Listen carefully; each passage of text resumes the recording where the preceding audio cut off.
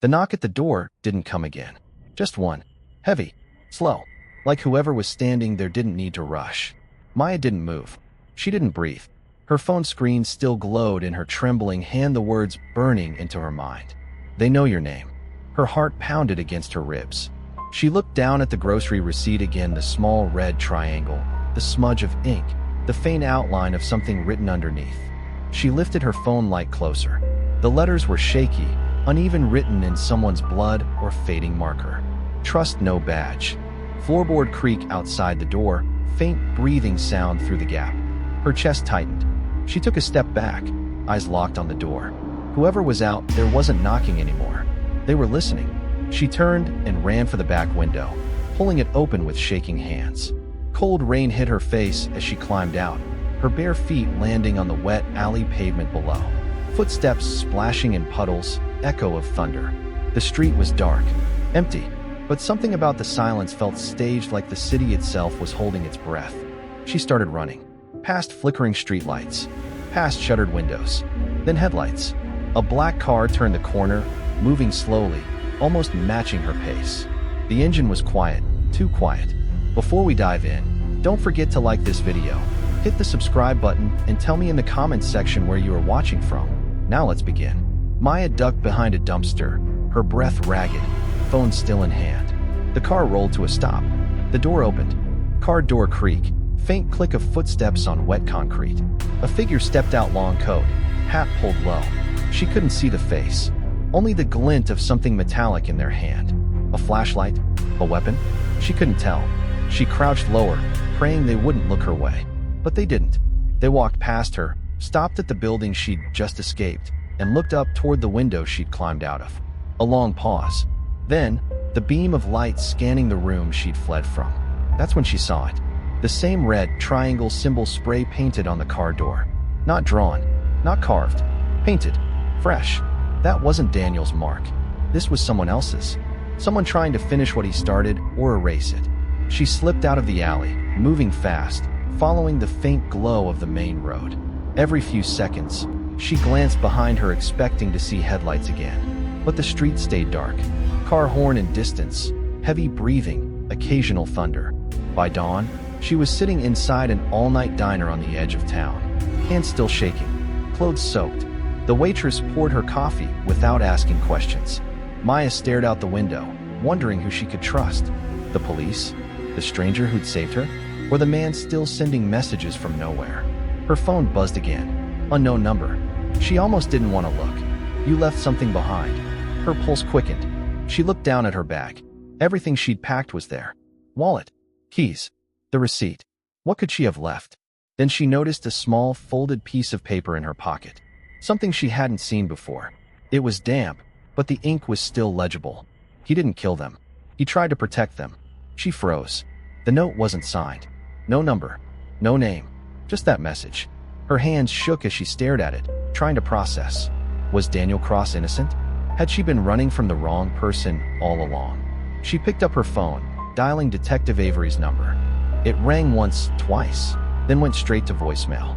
But before she could hang up, she noticed something. The text history. Every call, every message she'd gotten from Avery since the beginning had come from a number listed under no caller ID. Soft static rising under narration. Her stomach dropped. She scrolled back through her messages and realized there was no record of the first conversation. The call where Avery told her about Daniel's death. It wasn't there. She hadn't been speaking to the police. She'd been speaking to someone else. Sudden car horn outside, glass clinking in diner. Maya looked up just in time to see a black car pull into the diner parking lot. The same one from the alley. Same paint. Same mark. A red triangle on the door. The driver didn't get out. The engine idled. Softly, noticing her fear. You okay, honey? Do you have a back exit? The waitress frowned, but nodded toward the kitchen. Maya stood, clutching her bag tight. She took one last look outside.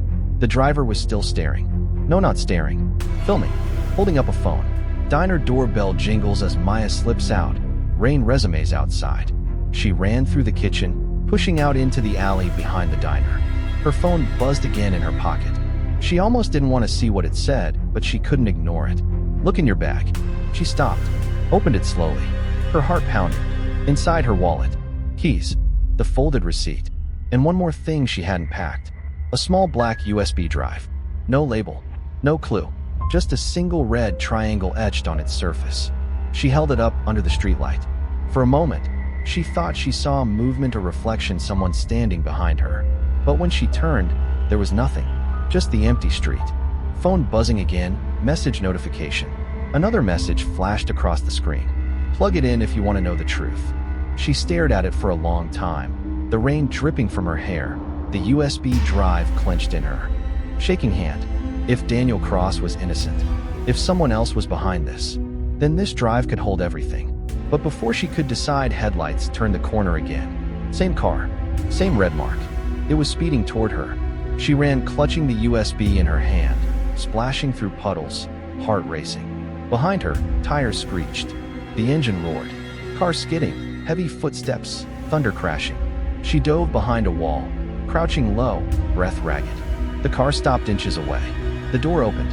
A man stepped out, not the one from the diner photo. Someone else. Younger. Colder. Wearing a police badge. He looked around once, then lifted his phone to his ear. Yeah, she's got the drive. And in that moment, Maya realized the warning on the receipt wasn't just advice. Trust no badge. It was a confession. Sirens swell in distance. Rain pounding. Deep bass hum builds. She wasn't running from a killer anymore.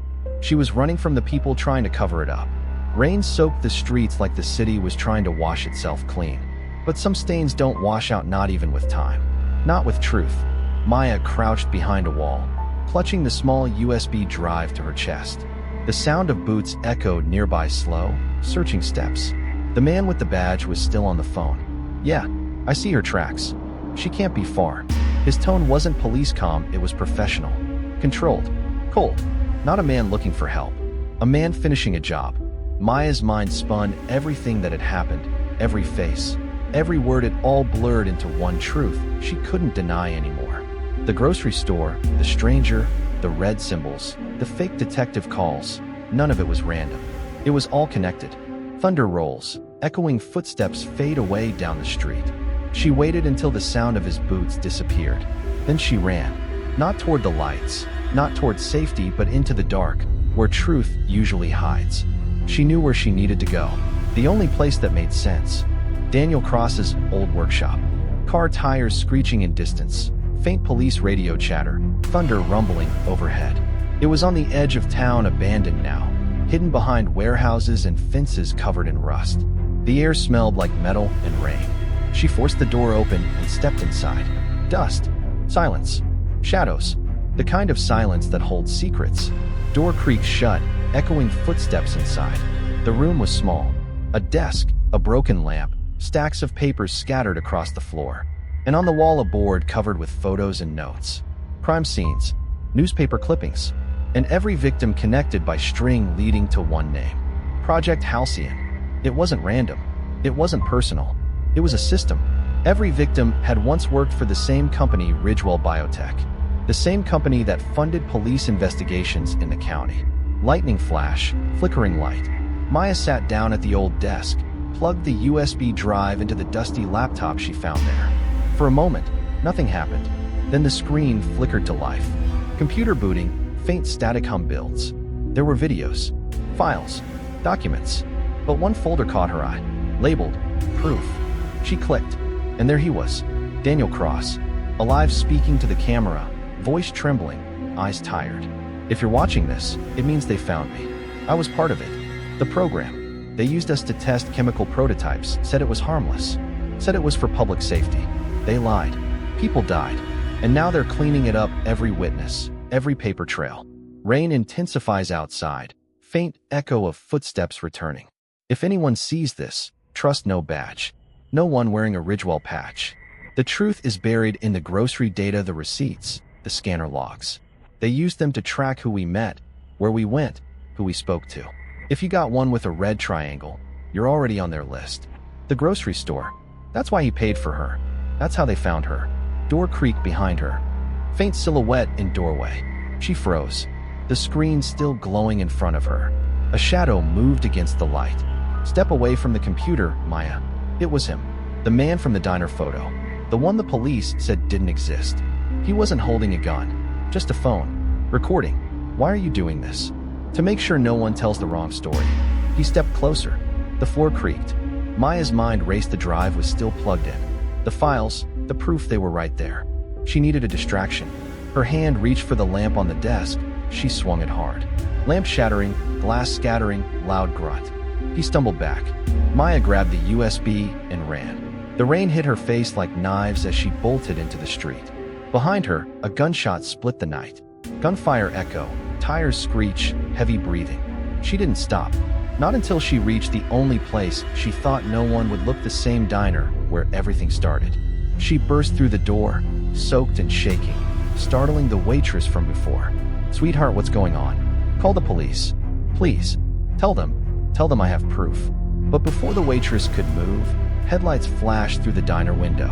The black car again, the red triangle glinting under the rain. The waitress looked out, confused. "Is that your ride?" "No, that's who's trying to kill me." Door opens, rain rushing in, 2 sets of footsteps enter. 2 men walked in, badges on their belts, water dripping off their coats. They didn't say a word. One of them smiled. "Maya Rivers? We'll take that drive now."